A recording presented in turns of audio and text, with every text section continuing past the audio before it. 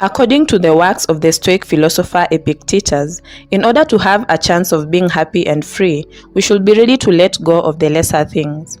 Epictetus observed that most people are burdened a lot by the unreliable outside world. Our sense of well-being has been threatened because we tend to take care about too many things. In essence, he makes it clear that some things are in our control while others are not, according to the Dichotomy of Control. If we make it possible for us to focus on things under our control and leave those that aren't, then we are in a position of strength, and vice versa. If we tend to set ourselves up to things that are not in our control, like the weather, our future, wealth, and other people, then we are bound to suffer. So, what are these things that we tend to focus on, and why is it a good idea to let them go? And what should we do instead of focusing on them and clinging to them? In this video, we shall discuss the philosophy of Epictetus and why we should let go of some things and focus on others in order to achieve happiness and freedom in our lives. In the first chapter of his book, The Discourses, Epictetus makes it clear that outside circumstances only hurt us if we let them. For example, take the idea of your loved one falling sick and has been given a few days to death. We can choose to worry about the day when this will come, or appreciate the few moments we have with them, saying goodbye and showing support to them. The idea is not to think about what we cannot control, in this instance, the imminent death, because whether we like it or not, time will come. But embrace that what we can control is how we take control of what we can, like spending more time with them and accepting what life has in place. If we let go of things that are out of our control, nothing outside our ability will harm us. So, what is in control and what is not? Some things are in our control, others are not. Things in our control are opinion, pursuit, desire, aversion, and in a word, whatever are our actions. Things not in our control are body, property, reputation, command, and in one word, whatever are not our actions. Epictetus. Therefore, whatever is in the outside world is not in our control. What we can do is choose to position ourselves in a way that we accept change and nature in order to achieve a constant state of calm and freedom.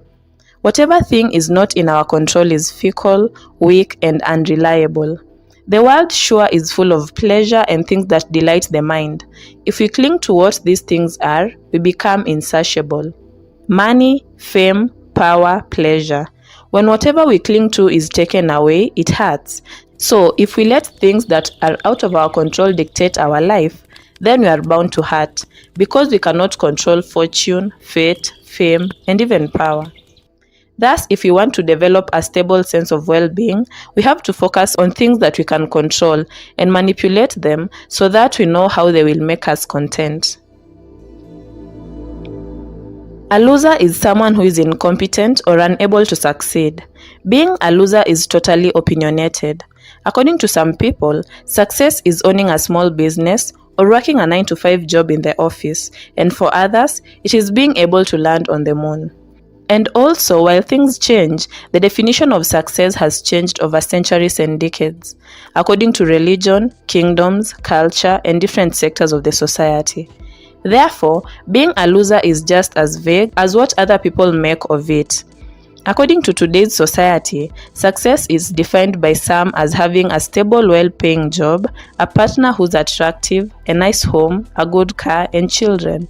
Others define it as having a huge social media following, which proves desirability. So, what if you're in a position where neither is in your plate? You have a regular job, no social media presence, and you live alone without a partner. This could mean ridicule or the constant feeling that you're not enough in society. Also, choosing to pursue these external things puts us in a position where we have to suffer ridicule or praise from people. According to Epictetus, this is slavish, fickle, and ridiculous. For example, it takes a tremendous amount of time preparing for combat. You have to eat a certain diet, wake up at the same time every day to practice so as to become what other people will praise. But what if this public praise and admiration suddenly turns to shame when you lose or die in combat? So, according to Epictetus, it is advisable to pursue things that are in our control, that will make us content regardless of other people's opinions, whether they deem us losers or not. These include contentment, joy, right action, tranquility, and the power of restraint. The rest is overrated. Don't demand that things happen as you wish, but wish that they happen as they do happen, and you will go on well. Epictetus. The universe and nature in totality has subjected us to this state without mercy, and we sure can't control that. If we try to change it, then we lose. We are normally in a constant state of wondering what should be happening now, how this will lead to a future we want, or what we should have done differently in the past. This is absurd, considering that we cannot change either of those. The past is gone, the future isn't here, and the present is what we do and not think. It passes in the blink of an eye. Time is constantly changing, and that we can't control. Another example is that we cannot expect the world to always be on offensive, and we can't always get what we want. People change, are unpredictable, the same way your own dog might decide to eat you alive. We cannot control any outcome in life, and as long as we live, there will always be someone having a contrary opinion to yours. So, what do? First of all, we should accept that we are the ones who can control our actions. We can choose to be kind and accommodating, or we can as well get angry every time someone has a different opinion. It is not up to us what others will do. We just have to be gracious to them. Attachment is all part of human nature, and without it, it will be impossible to form relationships.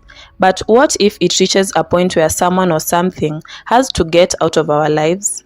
Attachment works in such a way that we think it is love, and we get so obsessed with such people or things that the thought of losing them scares us.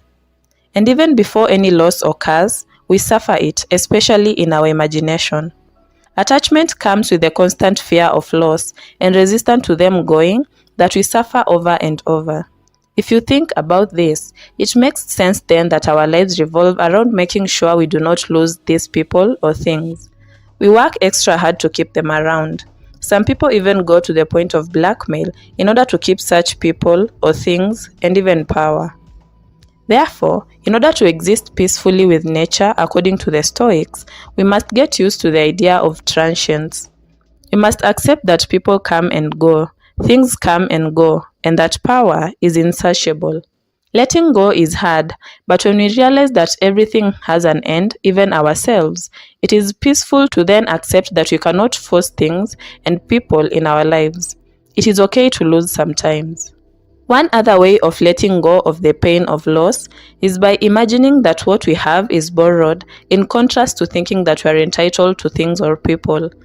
This thought experiment is actually really good, because if we owned our children or spouses or even our lives, then we wouldn't be able to lose them.